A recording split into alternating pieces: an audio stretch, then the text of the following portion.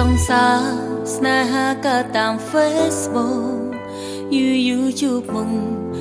យូរហៅគ្នាអូនបងស្រឡាញ់គ្នាណាស់ពួកយើងរៀបចំគម្រោងព្រុងអីនួនល្អងបងខំអូនរៀបការឆាប់តាក់ទងយូរទៅ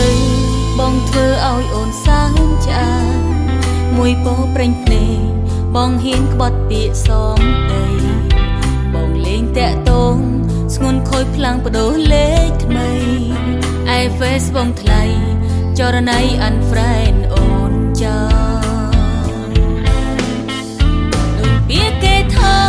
ស្នេហានៅតាម Facebook មិនអាចកាន់ទុកថាវាជារឿងសំខាន់គូក្បាលលោចាំត្រលាភ្នែកឆ្វេងភ្នែកស្ដាំត្រូវកូនចំណាំកុំមកឈឺចាំថ្ងៃក្រោយលកអូនចោលទៅកុំមកសើចឃើញបងទៀតពេលនេះប្រហែលបងមានសង្សារថ្មីហើយអូនស្ដាយខ្លាំងដែរព្រោះបានដឹងចិត្តដឹងស្នេហ៍ក៏ប៉ុន្តែអូនអាចកាត់ចិនឈុំខ្វល់បង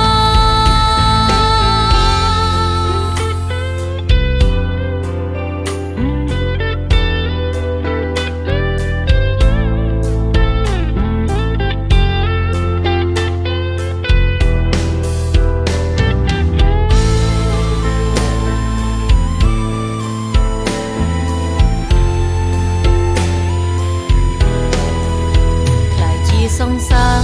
ស្នេហាកើតតាម Facebook យូរជួបមុំយូរហៅគ្នាអូនបងស្រឡាញ់គ្នាណាស់